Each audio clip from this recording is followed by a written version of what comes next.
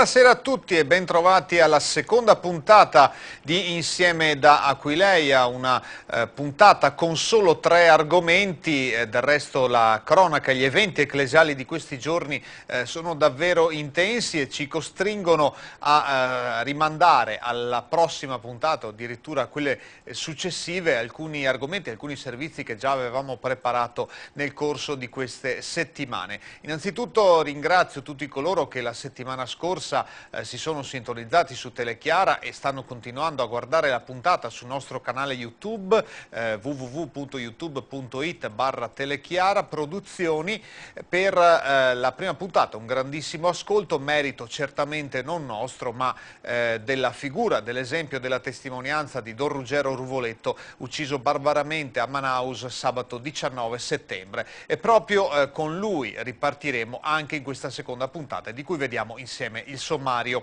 Partiremo appunto con Don Ruggero. Questa mattina nella cattedrale di Padova il funerale, l'ultimo saluto, domenica sera l'arrivo della salma e poi la camera ardente allestita proprio nella cripta della cattedrale. Racconteremo questi ultimi giorni padovani di Don Ruggero, che poi è stato sepolto nel cimitero di Vigonovo. Lui era originario di Galta di Vigonovo. Questo sarà l'argomento di apertura della prima parte, poi ci dedicheremo a 2 diocesi dove sono in vista dei cambi. La diocesi di Trieste, dove Monsignor Vignani, che già da tempo aveva dato le sue dimissioni per raggiunti limiti di età, lascia il posto fra pochi giorni, domenica 4 ottobre, in diretta, lo ricordiamo, su Telechiara a partire dalle 16, la cerimonia, la liturgia d'ingresso di Monsignor Giampaolo Crepaldi, nuovo arcivescovo di Trieste, e li avremo entrambi in 2 interviste esclusive.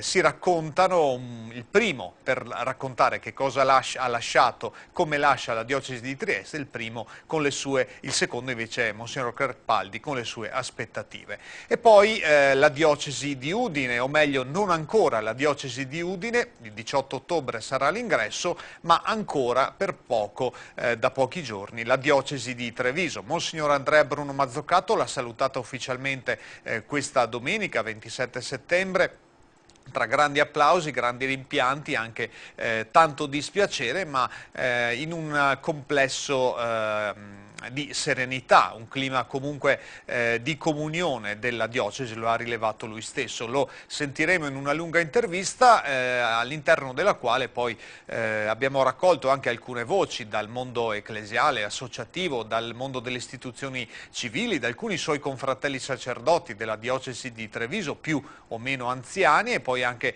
dalla gente comune incontrata per strada. Questo dunque è il nostro sommario. Andiamo ad iniziare ritornando alla figura di Don Ruggero Ruvoletto, un testimone, un martire. Questo vuol dire appunto in greco, martire vuol dire testimone della fede.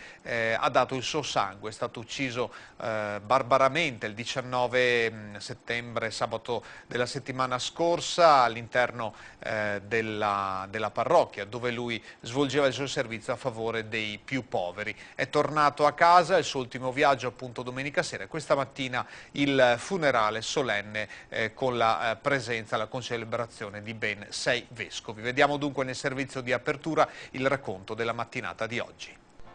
La messe cresce quando il chicco di grano cade a terra e muore. Questo è il significato della morte di Don Ruggero Ruvoletto, missionario della diocesi di Padova, freddato forse da 3 suoi giovani nella missione di Manaus in Brasile. Non è questa uccisione che fa male alla Chiesa, tutt'altro. È invece un segno glorioso, come è gloriosa la croce di Cristo. Queste le parole del vescovo di Padova, Monsignor Antonio Matiazzo, durante l'omelia nel giorno dei funerali del sacerdote originario di Vigonovo nel Veneziano. Oltre 2000 persone hanno affollato la cattedrale già mezz'ora prima della celebrazione per l'ultimo saluto e abbraccio al missionario ricordato per il sorriso e la grande umanità. Giovani, sacerdoti, bambini, autorità civili e militari, parenti, amici, persone che non lo conoscevano ma che si sono strette attorno al dolore per questa immensa perdita. Non è la prima volta che la diocesi di Padova perde dei missionari. Prima di lui la comunità diocesana di Padova ha pianto padre Ezechiele Ramini in Brasile e i presbiteri Fidei Donum Don Evaristo Mercurio e Don Luigi Vaccari in Ecuador. Eppure queste morti, ha continuato il vescovo di Padova, sono un segno glorioso per la Chiesa, perché richiamano il cuore dell'esperienza sacerdotale, che è il dono dell'amore di Cristo fino al sacrificio della propria vita. Accanto alla voce della Chiesa padovana, anche quella della Chiesa di Manaus, che ha ricordato l'amore e la forza di Don Ruggero, ma anche la risposta forte e il pianto della comunità brasiliana subito dopo la morte del missionario. Ci ha confortato moltissimo il telegramma di solidarietà e la preghiera del Santo Padre, che ci esorta a non perdere la speranza. La sua morte, ha detto l'arcivescovo di Manaus, diventa una sfida per la Chiesa dell'Amazzonia nel nome del Signore, aiutata dalla preghiera di tutti e dall'esempio di persone come Don Ruggero, che ora riposa in pace dopo aver donato se stesso nella sua missione di vita e di fede. Il missionario non è un colonizzatore, non è un manager di azienda. Va a lavorare in missione non per il guadagno materiale, ma per offrire gratuitamente il bene più prezioso, Gesù Cristo, il suo Vangelo, Vangelo di giustizia, di solidarietà, di amore, di pace, di speranza. Padre Rogério, così lo chiamavano in lingua portoghese i suoi amici di Manaus che tanto lo rimpiangono, lo hanno rimpianto fin da pochi minuti dopo che si era sparsa la notizia della sua morte, appunto. Riviviamo allora anche alcuni passaggi degli ultimi 2 giorni, gli ultimi 2 giorni padovani. Domenica pomeriggio la salma è rientrata in Italia, poi è stata allestita la camera ardente nella cripta della cattedrale con un susseguirsi di visite fino appunto al funerale di questa mattina. Rivediamo questi giorni anche con la testimonianza dell'attuale direttore del centro missionario diocesano di Padova, di cui lui stesso era stato direttore. Oggi è Don Valentino Sguotti che appunto è andato in Brasile poco dopo la morte di Don Ruggero, lo ha riaccompagnato appunto nel suo ultimo viaggio, e poi per il mondo civile un suo anche amico, perché lo conosceva, l'assessore del comune di Padova, Claudio Piron.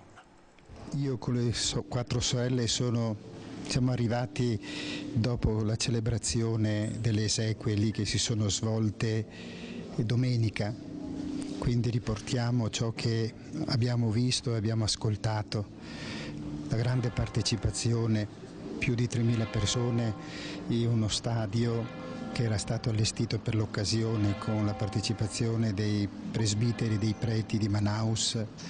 La gente ha vegliato Don Ruggero dal sabato pomeriggio fino alla domenica, con gesti di affetto, con gesti di gratitudine, con gesti veramente di un popolo che sentiva Don Ruggero uno di loro, uno che ha dato la vita per loro. C'è un gesto che è stato compiuto durante questa celebrazione che ha voluto significare anche per questa Chiesa che sta lanciando i suoi SOS alle altre chiese del Brasile ma anche alle chiese del mondo. Durante la presentazione delle offerte alcuni presbiteri, tra i quali anche i nostri missionari Fidei Donum che da Rio de Janeiro sono arrivati subito dopo l'accaduto, hanno alzato la bara, il corpo di Don Ruggero l'hanno offerto al Signore come dono della vita in questo anno sacerdotale, e la gente ha vibrato con questo ulteriore gesto di offerta della vita di Don Ruggero. Un prete che ha lasciato un grande segno non soltanto nella Chiesa ma anche nella vita civile, assessore a nome della città, a nome anche suo personale, per l'amicizia che aveva con Don Ruggero. Che cosa resterà di questo prete? È difficile dirlo adesso, io credo che saranno tante le cose che scopriremo nei prossimi mesi. Sicuramente il suo impegno per valorizzare l'uomo, soprattutto i più piccoli, soprattutto coloro che avevano meno voci. Io credo che già in dicembre, in questo Play the Voice che faremo al Verdi per il Brasile, sarà dedicato sicuramente a lui, e poi mi auguro che riusciremo a unire davvero le forze per ricordare Ruggero tra amministrazioni locali, con le chiese locali, le associazioni, gli amici, per portare avanti, per dare un aiuto, per stringere un patto con gli amici di Manaus e continuare alcune delle opere che Ruggero con altri preti e altri laici avevano intrapreso in questa terra ricca, meravigliosa, ma anche con tante contraddizioni. questa sera sta dimostrando, come con tanti altri bassissime partecipazioni, la verità di quello che dice il Signore nel Vangelo, il tipo di credente che cade in terra per amore, non muore, ma è detenuto tutto. Credo che salva per definire tramite questo tutto. Spetta a noi sapere cogliere questa grazia, interiorizzarla e chiedere al Signore che lo faccia crescere nelle particolari lo spirito di testimonianza missionaria della nostra Chiesa e di tutti noi.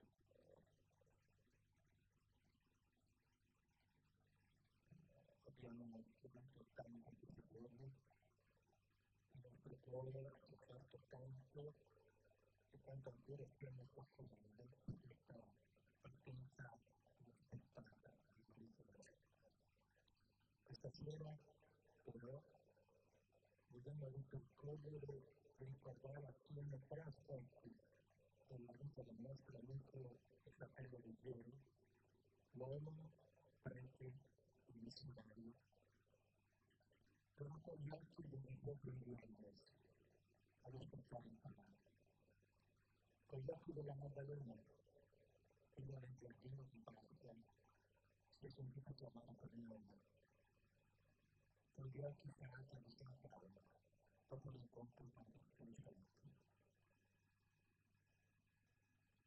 E ora riflettiamo sulla prima parte, l'orizzone del Piero, sulla lavoro di Dio. Un uomo che ha vissuto ogni incontro con l'intensità del primo incontro, con la creatività del familiare, con l'affetto e la tenerezza dell'amico. E allora per dire questo abbiamo pensato di presentarvi un sogno. Alcune persone, alcuni volti che rappresentano vari universi di cristiani che lui ha incontrato durante la sua vita, condividendo sogni di speranza. Evoli, ripeto, il rappresentante della famiglia. Tommaso, per i giovani. L'amico di Dio, e la propria. Don Claudio, per i compagni di ordinazione sacerdotale. Suo fratello, per i religiosi e religiose. Vanno per il tempio di sangue. Andrea, che è un animatore missionario. Maria Grazia, per gli amici. Don Daniele, per il missionario figlio di Dio, per il figlio.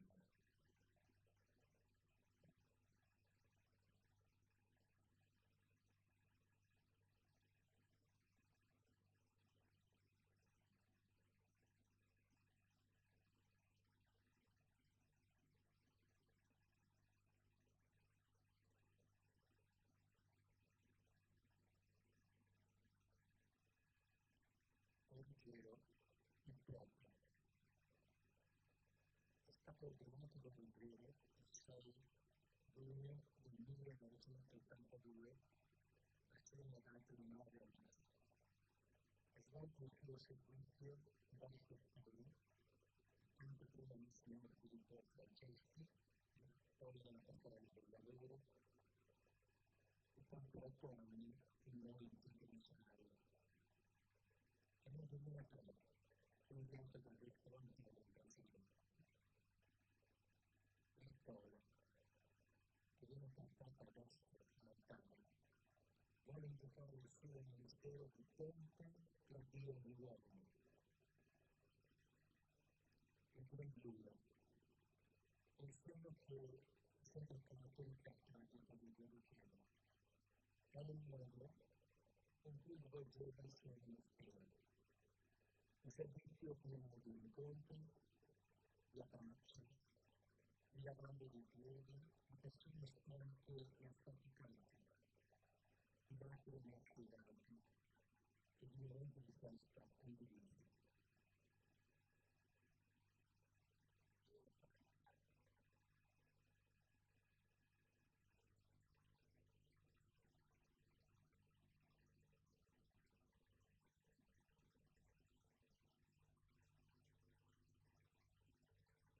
due vecchi missionari. Siamo noi che scritto nel gennaio del 2008. Sono arrivati da tutti i giorni. Contro di me ringrazio il Signore perché sono qui. E vi chiedo aiuto perché ancora una volta è tutto gli anni. Ma questo non è stavolta. Vi chiedo che mi aiuti a credere, ad amare e a servire con tutto lo stile.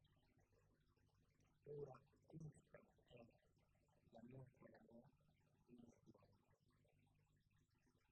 Presentiamo noi la terra della cultura.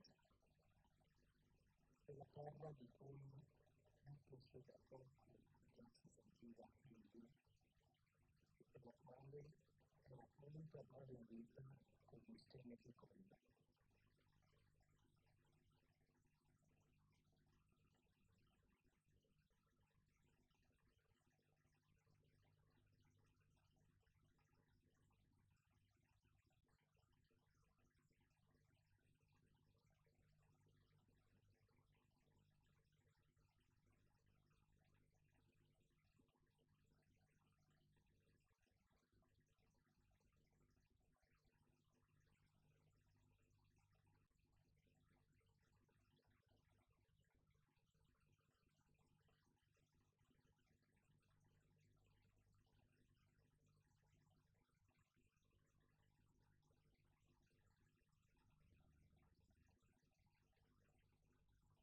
E finalmente perché questo Dio lascia una visione di questura per la vita, per la versi. Amate amici pastori con piacere, stimati parenti e amici del nostro carissimo e amato Padre Cornelio. Abbiamo il cuore pieno di dolore e di saudade da Dio della spalcuia di presenti. Nel ricordarvi la vita di Marco attraverso il gesto concreto del nostro amico Padre Ruggeri, presto disposto a tutte le disagiate di questura. Egli è abitato da noi, avvertimo che siamo disposti ad assumere con coraggio la nazione dei nostri villaggi ed è cominciato facendoci uno di noi. Le nostre famiglie si sentivano onorate nella vicinanza di quell'uomo, semplice, umile, pieno d'amore verso tutti coloro che incontrava. Prima di portare, di annunciare il Vangelo, lui si interessava di noi, voleva sapere come e bene. Sospettava, lui prendeva risposta e si lasciava abbattere. Lui il lavoro dei villaggi è intenso. La missione è grande e ardua, ma loro non sono fermati da giocare ostacoli. La sua gioco è un alto, sa vivere dentro la montagna dove noi abitiamo. Trascorrendo tutti i fine settimana per quasi 2 giorni in ogni villaggio senza vadano da gare scuola di fiume e di tono. I lettori che avrebbero incontrato molte e poche persone nella cappella. Sempre in casa era un solo protetto nel donarsi di vivere intensamente quel momento.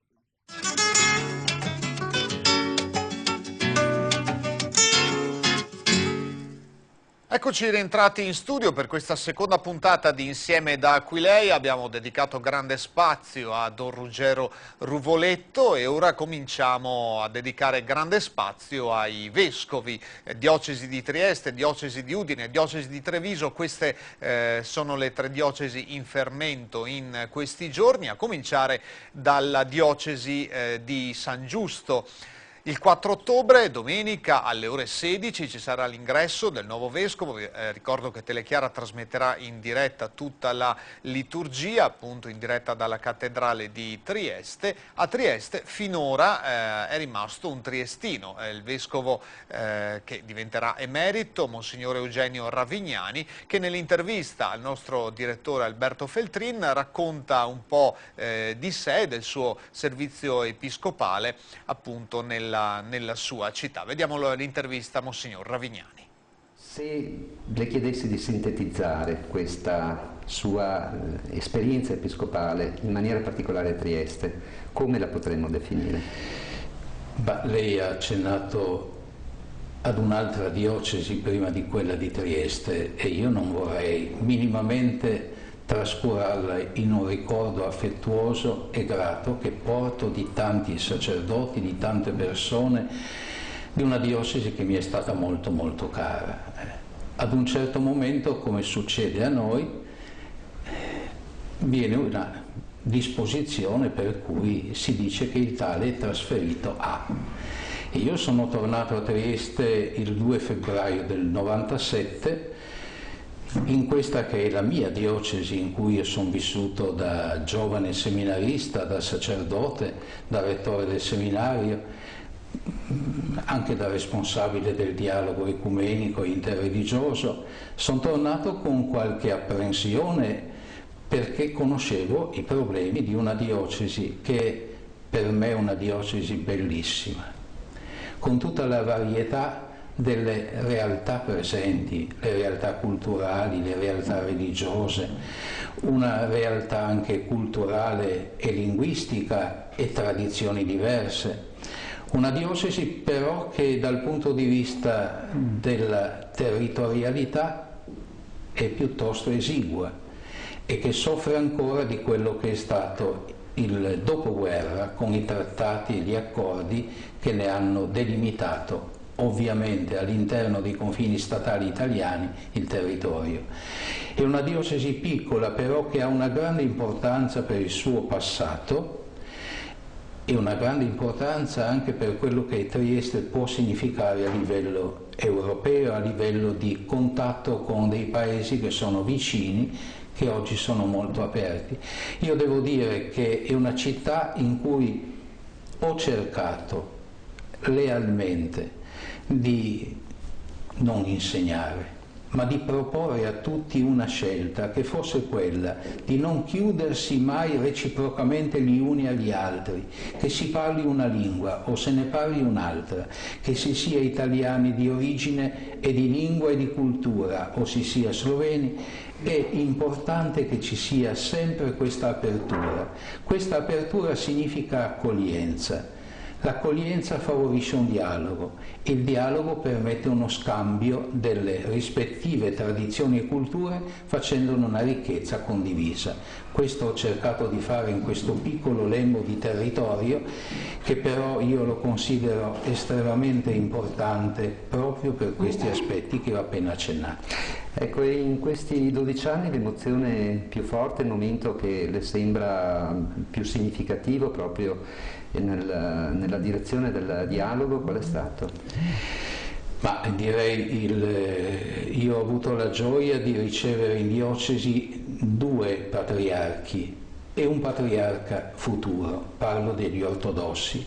Ho ricevuto il patriarca serbo Pavle, il primo, sono andato nella sua chiesa, ma egli è venuto nella cattedrale di San Giusto, ho ricevuto come era giusto ricevere un patriarca. Ho ricevuto poi il patriarca Bartolomeo recentemente ed è stato un momento bellissimo, il patriarca ecumenico a Trieste, il patriarca ecumenico in San Giusto, a cui, come è tradizione, ho offerto una reliquia del nostro patrono. E ho ricevuto in cattedrale un futuro patriarca, che è l'attuale patriarca Kirill di Mosca, che allora era metropolita ed è venuto a Trieste, anche lui accolto a San Giusto. Per il dialogo ecumenico con gli ortodossi questi sono i momenti più alti. Per il dialogo con i fratelli cristiani ci sono state tante occasioni. Io dico sinceramente che le occasioni sono state sempre momenti di fraternità e di incontro, momenti in cui ciascuno, rispettando l'identità dell'altro, si è presentato con la propria, ma ne è nata proprio questa capacità di capirsi, di parlarsi, e io credo molte volte di dare una testimonianza di unità, almeno nella preghiera. Un momento molto significativo è stato proprio in questo mese, il 5 e il 6, la giornata europea della cultura ebraica, con la celebrazione fatta sia al Tempio ebraico, sia poi il giorno dopo in piazza Sant'Antonio, perché i fratelli ebrei hanno desiderato che ci fosse anche un culto ecumenico cristiano. Poi il confronto al Teatro Verdi, e io ho avuto la gioia di dire a questi fratelli che sono costitutivi della stessa città di Trieste, io ho avuto la gioia di dire a loro che il patrimonio che essi offrono, il patrimonio spirituale, il patrimonio culturale, il patrimonio che hanno creato per una Trieste economica che aveva il suo peso e lo ritroverà, sono motivi di grande apprezzamento e di profonda stima, e soprattutto di stima profonda e di condivisione per quanto questa comunità ebraica di Trieste ha sofferto nei tempi della Shoah. Ci sono più di 1000 triestini che sono finiti così, e visto che sono qui in Curia ancora oggi, posso dire che dell'arcivescovo Monsignor Santin essi conservano un ricordo profondamente riconoscente per quelli che ha salvato dalla risiera di San Sabba e per quelli che è riuscito a preservare dai campi tristi di concentramento. Ecco, paradossalmente Trieste è una città di tante culture e culture anche profondamente religiose, una città dove convivono diciamo confessioni e religioni diverse, però si dice Trieste è una città profondamente laica. È vera questa definizione e che cosa significa secondo lei? A me piace molto una definizione di laicità che è quella: lo spazio in cui tutte le religioni possono incontrarsi.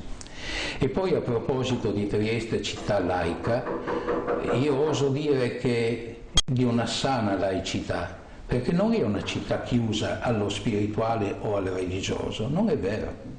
È una città con cui si può dialogare, una città che chiede il rispetto della sua laicità nella cultura, nella formazione del suo vivere, nelle sue scelte, questo è vero, ma è una città che si apre.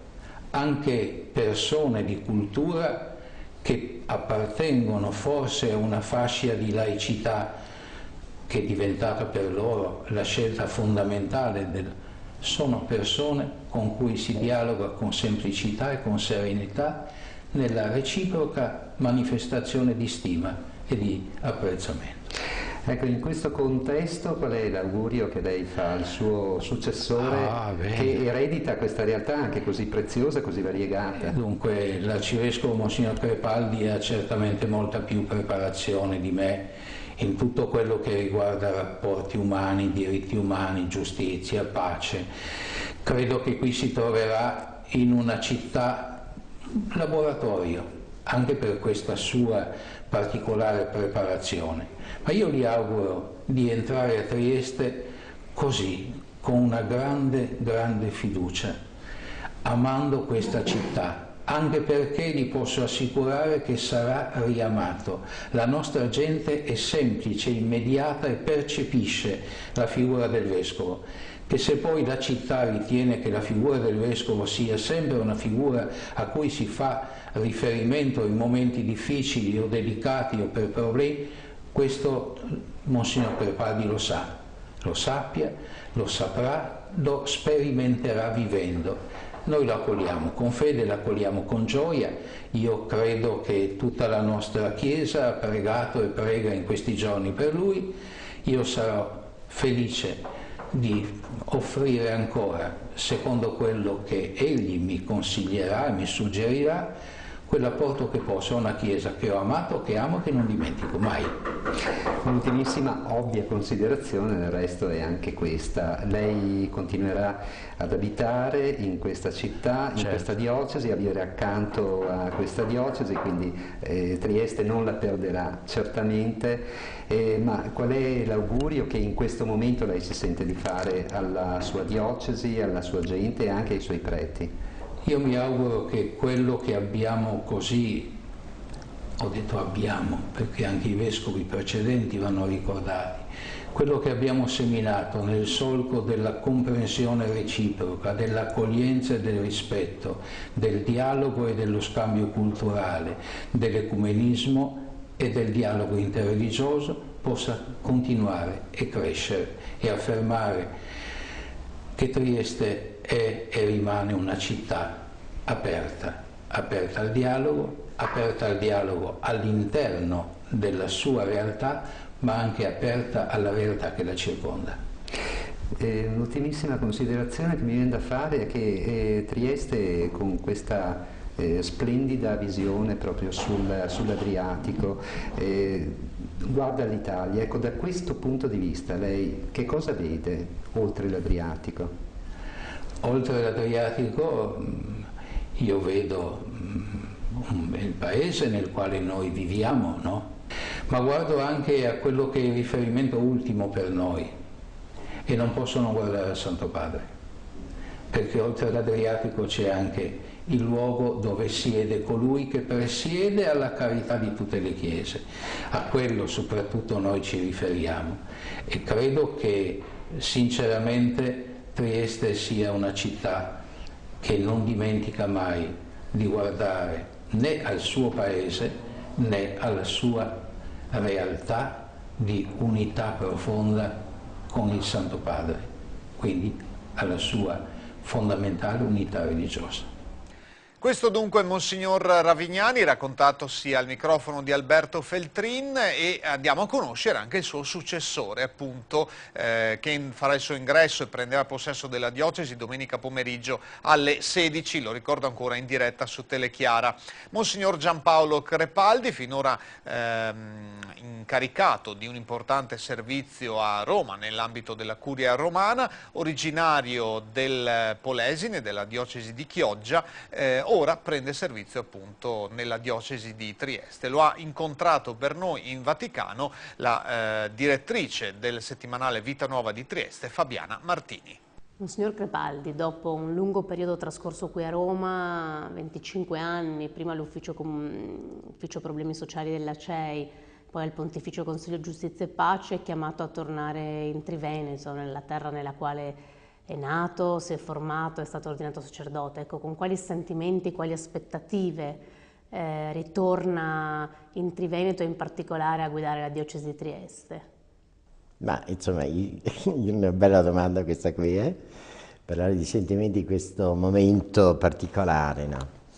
Io ho vissuto 25 anni qui a Roma, li ho vissuti con grande intensità, con grande passione, prima alla Conferenza Episcopale Italiana, poi presso la Curia Romana come sottosegretario del Pontificio Consiglio di Giustizia e della Pace, come segretario, quindi indubbiamente c'è il sentimento che accompagna l'esperienza del distacco, quindi un po' di sofferenza c'è, un po' di dispiacere, però c'è anche l'altro sentimento, che è un sentimento pieno di gioia, di speranza, di disponibilità per questa chiamata che mi è arrivata dal Santo Padre, che mi manda a Trieste. Come si immagina Trieste? La conosce? Ha avuto modo di frequentarla in passato? Che immagine si è fatto? Non la conosco. Non la conosco, sono stato a Trieste una volta solo, mi sono stato chiamato a fare una conferenza dalla Sua Eccellenza Monsignor Bellomi, il mio grande predecessore. E tanta gente in questi 2 mesi prima del mio ingresso mi hanno detto: Trieste è bella ma difficile. Allora, io ho fatto tesoro del primo aggettivo, che è bella, e, insomma non mi sono lasciato impressionare più di tanto dal secondo aggettivo, che è difficile. So che è una città di confine. La parola confine richiama sempre confronto, scontro tra alterità, tra diversità, però etimologicamente la parola confine vuol dire cum finis, con lo stesso fine. E io farò tesoro di questo secondo significato della parola confine e andrò a Trieste per godere in un certo senso da una parte e anche per lavorare affinché sia una città della condivisione degli stessi fini.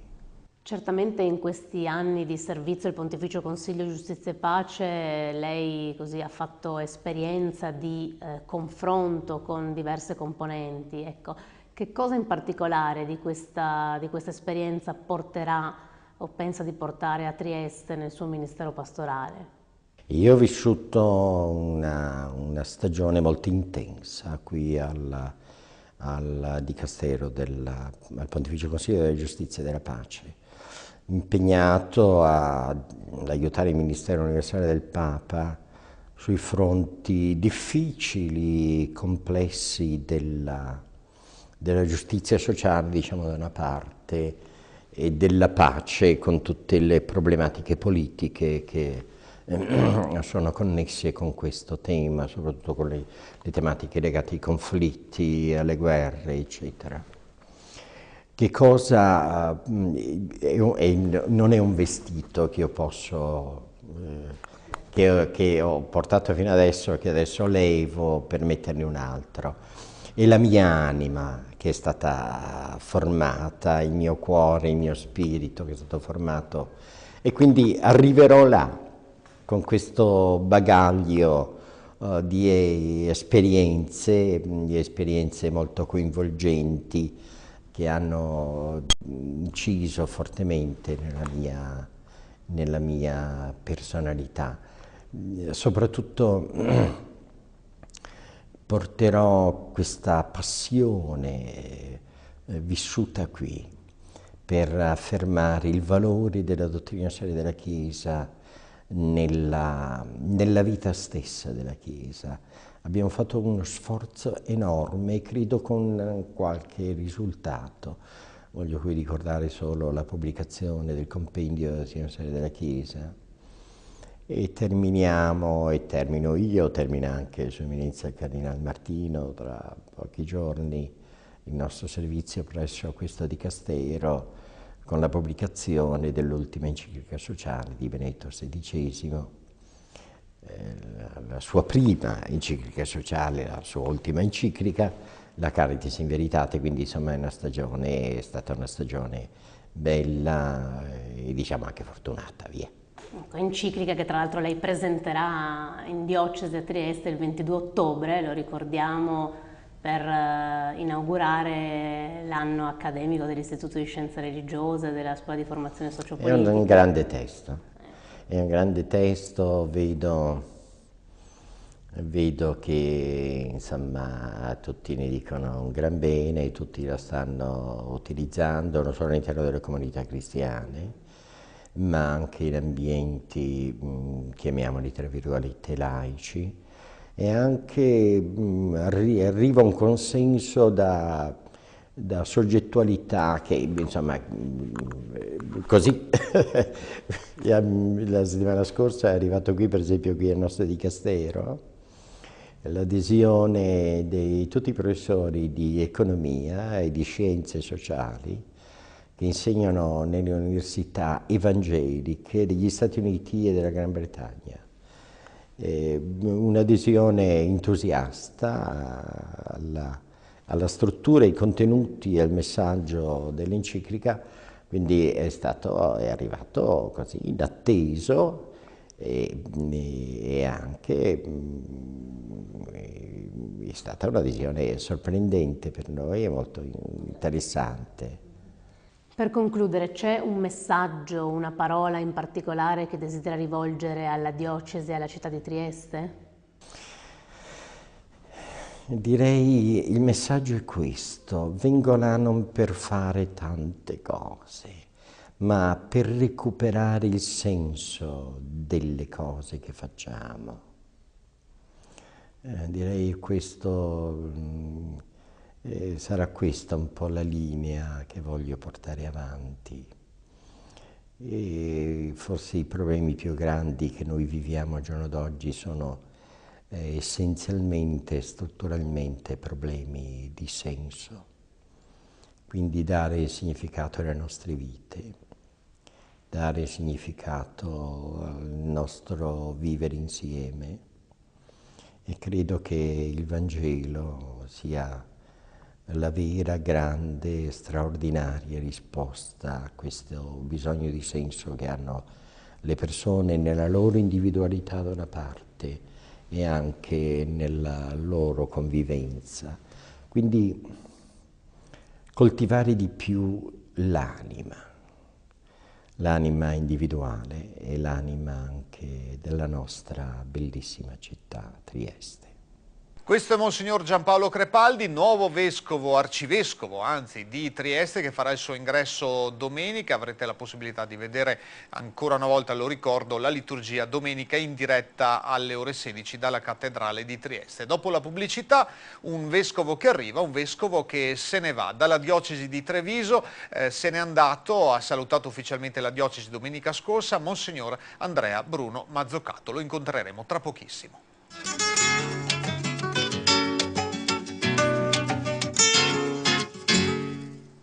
Una nomina in attesa, è arrivata nel mezzo dell'estate, era il 20 di agosto, lui lo sapeva da circa un mese e tra l'altro lo ha saputo in modo abbastanza sorprendente, entrando nei corridoi in Vaticano, si è visto arrivare davanti il cardinale Giambattista Re che gli ha detto: salutiamo il nuovo arcivescovo di Udine, e così Monsignor Andrea Bruno Mazzucato, 61 anni, ha dovuto lasciare a malincuore, non lo ha nascosto, la sua diocesi di origine che ha guidato negli ultimi 5 anni e mezzo. Monsignor Mazzucato prenderà possesso dell'arcidiocesi di Udine, dove prenderà appunto il titolo di arcivescovo, il 18 di ottobre. E Monsignor Mazzucato negli ultimi giorni ha salutato, abbiamo già parlato la settimana scorsa del suo saluto ai preti, questa domenica invece ha salutato ufficialmente la diocesi e la comunità civile con tutti gli amministratori.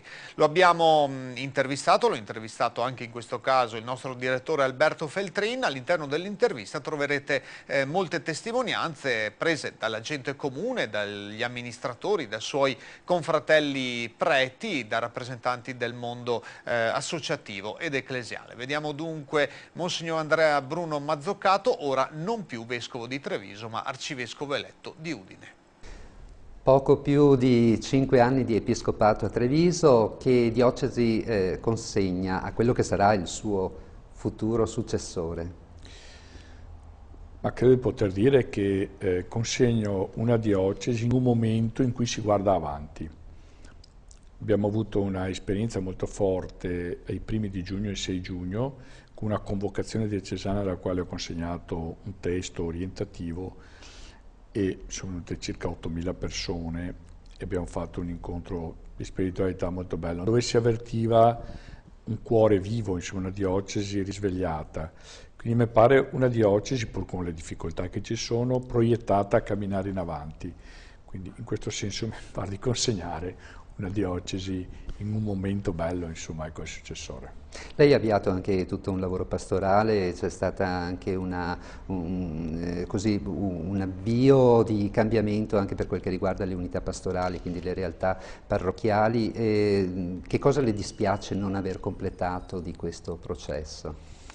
Beh, purtroppo non ho completato sostanzialmente niente, ho avviato, quindi diciamo impostato.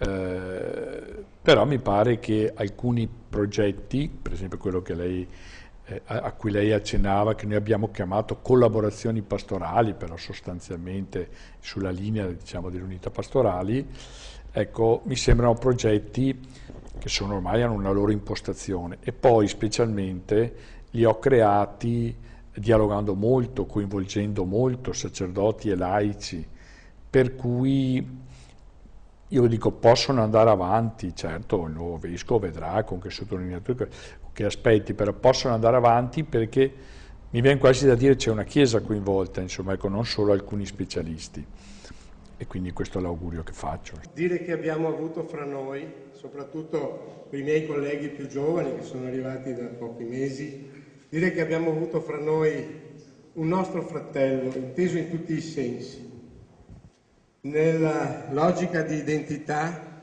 nella logica di storia, nella logica di cultura. Lei sa anche la mia personale evoluzione scolastica. È stato un avvenimento importantissimo. Avere come vescovo di questa diocesi un nostro fratello, un trevisano, un veneto.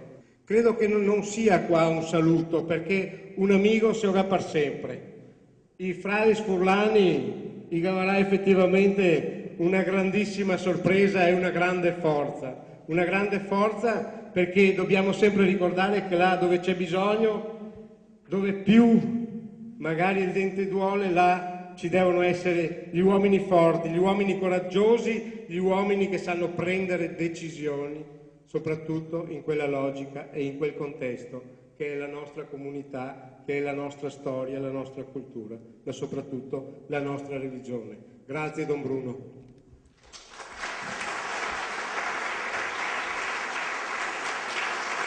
Io volevo ringraziarla anche per due episodi che soprattutto in questi nostri momenti di convivenza abbiamo vissuto insieme e che mi hanno reso particolarmente felice. Il primo è stato il primo vescovo che è venuto in provincia a portare Gesù bambino sulla stalla in occasione delle festività natalizie per fare gli auguri a tutti i dipendenti della provincia.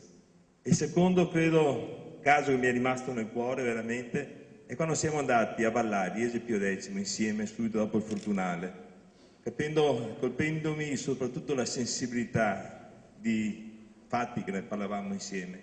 E devo riconoscere che abbiamo avuto veramente l'onore di conoscere un grande vescovo, un grande trevigiano, ma soprattutto un grande amico che ha saputo cogliere, capire le circostanze di questo territorio e che ha saputo dare sempre delle risposte. Beh, lascia tanto il ricordo di quel che ha fatto già prima di essere vescovo in diocesi di Treviso. Poi lascia il ricordo di una grande umanità, di una grande attenzione per i problemi concreti, una sua capacità organizzativa progressivamente di sviluppare realtà di cui c'era bisogno, quindi è una perdita per noi. Io scherzando a lui ho detto: lei ci ha sedotti e abbandonati. Dice, ma sedotti e abbandonati, così è un modo di dire nostro, non è a lui che si deve questa iniziativa, è stato voluto laddove si pensa strategicamente di avere una visione delle cose. Speriamo bene per il futuro. Se potesse utilizzare qualche aggettivo per descrivere Monsignor Mazzucato, quali utilizzerebbe? Grande pastoralità. Ecco, lei ha avuto tantissimi incontri naturalmente in questi giorni di saluto, un po' tutte le realtà, non soltanto dal punto di vista diocesano, ecclesiale, ma anche dal punto di vista sociale, politico, amministrativo, eccetera. Che cosa l'ha impressionata di più di questi incontri? Beh, se devo essere sincero, mi ha colpito, diciamo, un tono di grande cordialità nei miei confronti. Mi sembra di dire che in questi 5 anni si è creato una rete di rapporti anche con il mondo, diciamo, sociale, civile, politico, produttivo, buoni, ma buoni anche proprio come cordialità di rapporti e contemporaneamente in una buona libertà. Cioè, voglio dire, io ho sempre potuto dire quello che avevo intenzione di dire, e però le relazioni, ecco, si sono create. Ecco, io credo di aver dato una mia parte, certamente di contributo, a questa, diciamo, cordialità di relazioni che c'è anche tra le istituzioni qui sul territorio. Mi sta tornando come testimonianza in questi giorni. E sa fare il suo mestiere, cioè una persona umile, quando c'erano i sfrati che la gente è andata qua fuori della chiesa, lui li ha confortati, ai bambini le ha dato anche una caramella, cioè è stato generoso, buono, capito? Cioè, non gli ha dato un appartamento dove li ricoverai qua e là, magari non so dove c'era il seminario, e sa fare, è bravo, merita. Le faccio le mie congratulazioni a Bruno Mazzucato, che possa diventare quello di Venezia, patriarca. Che cosa le piace di questo vescovo? Che cosa le è piaciuto in questi anni di mandato? La sua tranquillità, il suo saper comunicare. Perché vi dispiace? Che cos'è che vi è piaciuto di questo vescovo? Beh, perché era come uno di noi, ecco, direi una persona comune, ma nello stesso tempo aveva quella grazia, quella finezza. L'ha mai incontrato? Sì, in parrocchia a Santa Maria Maggiore. Com'era con i ragazzi? Molto cioè proprio si vedeva che parlava anche con il nostro linguaggio, non è che era uno, sì, non era uno, sì, comunque un'autorità, ma non così lontana dai nostri occhi, diciamo. Ecco, a proposito della realtà così sociale, Treviso, la Marca trevigiana rappresenta un po' la cartina di tornasole per quel che riguarda alcuni temi, alcuni problemi, anche a fronte di quella che è la crisi da cui si spera di uscire, soprattutto appunto dal punto di vista economico. C'è un mondo rurale che c'è ancora, anche se in realtà in gran parte è scomparso, c'è un mondo industriale che ha una sua fisionomia, una sua particolarità. Ecco, a suo avviso, quale sarà la scommessa per il futuro di questa realtà che poi è, come dicevo, la cartina di tornasole della realtà del nord-est? E quale sarà il futuro? Credo che sia fatica a dirlo. La mia impressione è questa: se il primo boom economico qui sul Trevigiano è stato quasi un boom spontaneo, cioè nel senso che per una forse mai ben spiegata predisposizione imprenditoriale, no? Tanti partivano da poco, da niente, dalla propria casa, dal proprio magazzino per avviare un'attività imprenditoriale, però con una specie di spontaneità, con una spinta. Adesso io penso che una ripresa ci sarà se è una ripresa più ragionata, quindi chiede anche una riflessione e una riflessione seria, culturale, sugli obiettivi e sulle modalità, ecco, dello sviluppo, della produzione. Ecco, questo credo che sia, a mio parere, una condizione, ecco. Un po' la vedo fare, ho partecipato anche recentemente, anche 2 giorni fa, a una serata con l'associazione degli artigiani in questo senso. Un po' la vedo fare, però ho l'impressione ci vorrebbe una riflessione condivisa e un po' più robusta. Ecco, come dicevo, se la prima è stata come una specie di slancio spontaneo, questa seconda ripresa dovrebbe essere una ripresa più a ragion veduta. Ecco, questo mi sembra un elemento.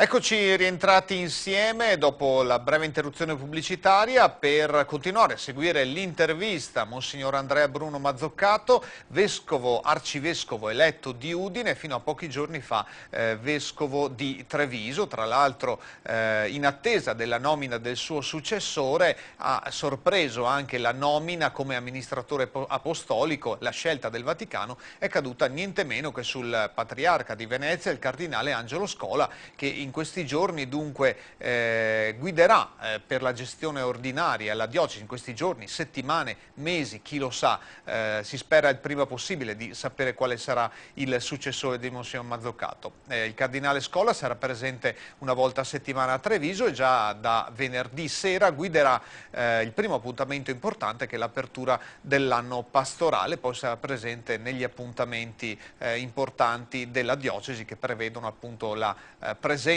della guida, un pastore provvisorio, appunto amministratore apostolico in queste settimane. Continuiamo dunque a vedere l'intervista a Monsignor Mazzucato con il nostro direttore Alberto Feltrin. A proposito di anime diverse, Treviso anche in questo è un tantino una cartina di tornasole di quelle due anime che il Nord-Est porta con sé, una estremamente solidale, con un volontariato molto attivo, l'altra, lo dico da trevigiano, quindi lo posso dire anche un po' scherzosamente, però forse un po' rozza nella sua capacità di affrontare anche alcuni temi, penso per esempio a quello dell'immigrazione, ma anche ad alcune marginalità. Ecco, come fare in maniera che l'anima solidale prevalga sull'altra? Sì, più che rozza direi che rischia di esserci una tendenza all'individualismo, in questo senso qua direi. Una tendenza all'individualismo probabilmente anche promosso da un benessere economico che si è sviluppato in maniera molto, molto veloce. Ecco, quello lì. Quindi secondo me il conflitto è tra solidarietà e individualismo, prevalentemente, cioè difesa dei propri interessi o apertura. Qui ripeto quanto io ho detto in varie occasioni, e cioè questo capitale che qui c'è indubbiamente di sensibilità solidaristica, che ha una tradizione da fine Ottocento, insomma, di una che si esprime nel volontariato, nella cooperazione sociale, ma anche nelle forme più semplici delle parrocchie. Questa va nutrita, è un capitale che va rinnovato, e anche qui la mia preoccupazione è stata ed è che non si rinnovi questo capitale, cioè lo si, tra virgolette, adoperi come sia un capitale assicurato, invece non è assicurato. Mi ricordo forse a un'assemblea Caritas di 3 anni fa, invitavo la Caritas a farsi proprio promotrice di un'educazione al volontariato vero. Il volontariato vero è il volontariato puro, cioè di chi dà del suo, come il buon samaritano che ci rimette olio, aceto, vino, cavalcatura e tempo, e non chiede neanche il finanziamento del progetto. E allora in questo senso qui bisognerebbe sì che ci capissimo. Cioè c'è un capitale reale, però come ogni capitale va reinvestito, altrimenti ci si può trovare indeboliti e può prevalere quell'altra tendenza che io chiamo individualistica. Io di Monsignor Andrea Bruno ho tanti ricordi, gli anni da scuola, i momenti di gioco, le difficoltà incontrate in seminario. Ecco, io ci ho pensato tante volte, ma io non ho ricordi di averlo visto magari, non so, arrabbiato, teso, eccetera. Siamo stati insieme 14 anni, ecco. Ricordo la sua simpatia, il suo ottimismo, il suo impegno, la sua puntualità, senza imporsi, ma con molta generosità, con molta puntualità, sia nella scuola, nella vita spirituale, nei suoi rapporti con gli altri. Ecco. Per cui ho questi belli esempi, belle testimonianze che a suo tempo mi hanno aiutato. Lo sento anche molto vicino, mi ha commosso molto il fatto che venga trasferito, ecco, insomma, non mi vergogno di dire che ho anche pianto, ecco, questo dice l'amicizia, l'affetto, la stima, ecco. Com'era Andrea Bruno Mazzoccato da bambino, da studente? Beh, da studente era un ragazzo preciso, stimato anche dagli insegnanti superiori, eccetera. Nel gioco, io ho giocato tante volte insieme, mi ricordo che giocavo volentieri a calcio, ecco, io invece preferivo i giochi tipo ping pong e altri, ecco, non sono mai stato un appassionato del calcio, però insomma bene, dava il suo contributo, era anche bravino, insomma, ecco, vivace, allegro, di compagnia, ecco, ma non è mai stato uno che si imponesse, non si è mai imposto. Ha sempre dato il massimo, ecco, il massimo di sé, anche a scuola, ecco, io magari qualche volta arrancavo un po', ecco, e lui pretendeva il massimo da sé, sapeva di avere qualità, ecco, e pretendeva il massimo, ecco, ciascuno dava il massimo, magari uno dava il massimo arrivando a 6, un altro dava il massimo arrivando a 7, 8, 9, eccetera, ecco, lui dava il massimo e io davo il massimo in proporzione un po' diversa, insomma. Un suo ricordo personale del suo rapporto con Monsignor Mazzoccato? Ecco, proprio in questi giorni ricordavo una fotografia dell'11 novembre 1968, io avevo 14 anni, Don Bruno era solo Bruno, un giovane di teologia di 20 anni che era il mio assistente. Guardavo quanti anni sono passati e come in tutti questi anni, ecco, Don Bruno mi ha guidato prima come assistente, poi come insegnante, padre spirituale, quindi una presenza che ha veramente accompagnato la mia vita di prete e la mia formazione. Ma l'estrema semplicità con cui lui si relazionava con noi, prima in seminario, poi da giovane prete, e poi i viaggi in macchina che ho avuto modo di fare con lui quando lo aiutavo nella segreteria, dove lui appunto raccontava anche a volte in maniera molto semplice, molto diretta di sé. Insomma, questo. Don Giancarlo Pivato, giovane prete, entrato in seminario quando Don Bruno era ancora il rettore, un suo ricordo personale di quegli anni. Beh, anzitutto la passione con la quale lui seguiva noi seminaristi e soprattutto questo riferimento al Signore e a Gesù. Ecco, posso dire che nella mia esperienza lui ha insistito molto che il prete deve essere un uomo di preghiera e un uomo che si conformi sempre più alla persona di Gesù. Ecco, questa è stata l'insistenza. Ecco, e poi anche nel suo ministero episcopale ho trovato un po' una continuità in questo suo amore per il Signore. Nel suo saluto, nel momento in cui ha ricevuto questa nomina, lei diceva: da oggi Udine e Treviso sono più vicine, sono sorelle. In che senso, in che cosa? Beh, lo intendevo nel fatto che in qualche modo Treviso, diciamo, dona il vescovo a Udine. Mi sembra anche un po' il clima che c'è, un clima un po' sofferto, non è che questo dono sia proprio spontaneo, però una volta che è arrivata attraverso il Santo Padre la volontà di Dio, devo dire che ho trovato un atteggiamento molto dignitoso da parte dei sacerdoti e anche dei laici, e nella sofferenza anche di apertura. Allora io penso che questo crei un ponte spirituale come è tra chiese, ecco, che non dico abbiano in comune i successori degli apostoli, perché adesso io passo a Udine, però insomma io sono trevigiano, quindi qui sono nato, battezzato, ordinato sacerdote. Ecco, in questo senso mi pare di vedere una vicinanza, una comunione, insomma. Certo. Ecco, una realtà immagino tutta da conoscere, e c'è da conoscere anche una lingua. Lei ha già cominciato a studiare il friulano? No, adesso ho adoperato il Veneto per salutare la diocesi, per cui no, vabbè, col friulano vedremo. Ma poi ci sarà una chiesa, immagino, che l'accompagnerà e l'aiuterà anche in questo. Cercherò di capire anche quanto vale la lingua e mi impegnerò meglio che posso, ecco, non sono molto predisposto alle lingue, comunque volentieri e meglio che posso. Quantunque dopo io credo, e questo l'ho detto, che il linguaggio della comunione della carità sia quello che poi di fatto, ecco, ci fa capire. Quello vorrei che il Signore mi aiutasse a parlarlo comunque. Poi, va bene, cercheremo anche di imparare sufficientemente il friulano. Di questi 5 anni e mezzo, un elemento che rimane dell'opera pastorale di Monsignor Mazzoccato. Ma io credo certamente il suo impegno a livello di riflessione, di motivazione profonda dell'essere cristiani e come supporto per poi per la pastorale, per il servizio che ciascuno fa, sia esso all'interno delle aggregazioni, sia più in generale sulla pastorale generale. Io credo che in questo senso lui abbia speso molte energie e abbia aiutato un po' tutti noi a rimotivarci ulteriormente ancora di più, insomma. Ma io direi di un vescovo che ha saputo camminare davanti al suo popolo, davanti al suo gregge e assieme al suo gregge, indicando una via chiara e quindi una via dell'essenziale, la trasmissione della fede, l'adoratoria ai missionari, le coordinate fondamentali del nostro essere cristiani oggi all'inizio del XXI secolo, quindi cristiani profondi, cristiani radicali, e su questo l'Azione Cattolica credo ha camminato assieme al suo pastore e siamo riusciti anche noi a fare un cammino andando davvero al cuore della nostra fede, alla chiamata alla santità, che è in definitiva appunto la vocazione cristiana.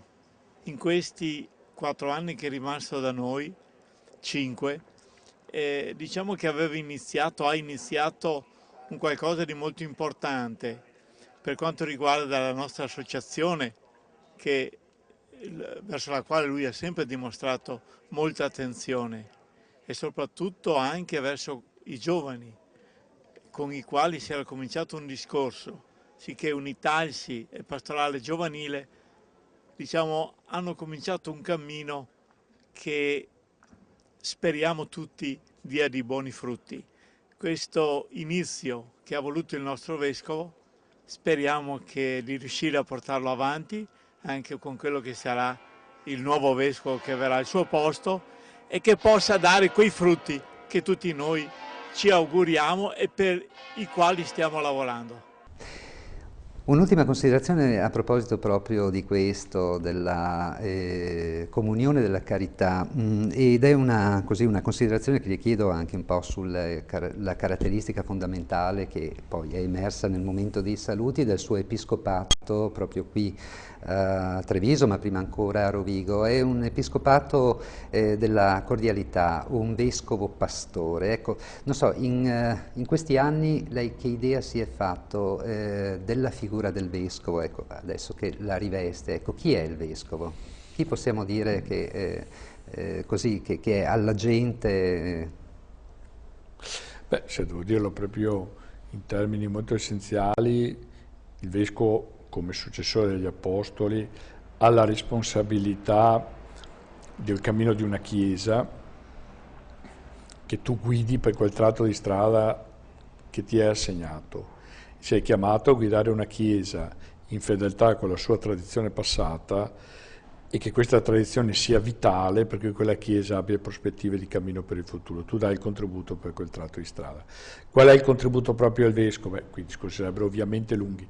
Comunque io due punti ho sempre sentito importanti, sia perché sono fondamentali comunque, e oggi mi sembrano particolarmente attuali. Cioè è promuovere l'unità, diciamo, della dottrina e promuovere la comunione. Allora l'unità della dottrina vuol dire avere una convergenza su quella che è la visione cristiana della vita, della salvezza, della dignità della persona, del bene. Ecco, in un pluralismo di voci che a volte è un po' babele, a volte, io credo che il Vescovo questa responsabilità di fedeltà alla dottrina oggi abbia una grande attualità, e quella della comunione. Il Vescovo è il perno della comunione di una Chiesa, e lì allora anche qui oggi con tante a volte realtà che si muovono, che esplodono, con tante inquietudini, con tante a volte anche tendenze a un certo, diciamo, individualismo così, personale o di gruppi, ecco, credo che il Vescovo debba sacrificarsi per la comunione. Io ho cercato di farlo, spesso giocandomi in prima persona, cioè il Vescovo deve stare laddove c'è tensione, e poi lo Spirito Santo deve aiutarlo a far sì che quella tensione, grazie al Vescovo, diventi comunione. In questo senso, questi due punti mi hanno guidato, insomma, ecco. Benissimo, Eccellenza, da Treviso ci fermiamo, ci rivedremo a Udine. Buon lavoro, naturalmente. Grazie anche a voi e buon lavoro a Telechiara. Grazie. Questo dunque è Monsignor Mazzoccato, che ha salutato ufficialmente la diocesi domenica 27. In questi giorni già si sta preparando all'ingresso che sarà certamente impegnativo, ricco anche di nuove sfide nell'arcidiocesi di Udine. Ricordo l'appuntamento infine per la diocesi di Trieste, domenica 4 ottobre, ore 16 in diretta dalla cattedrale, l'ingresso del nuovo arcivescovo Monsignor Giampaolo Crepaldi. Ricordo che questa puntata, come le altre, le prossime di Insieme ad Aquileia, la potete rivedere sul nostro canale YouTube www.youtube.it/Telechiara Produzioni. È una novità, un servizio importante per chi magari non riesce a vedere la puntata in tempo reale. Lì la potete vedere in qualsiasi ora del giorno, perché no, della notte. Grazie a tutti per l'attenzione, torniamo la settimana prossima con tante altre notizie dalle diocesi del Nord-Est. Buona serata.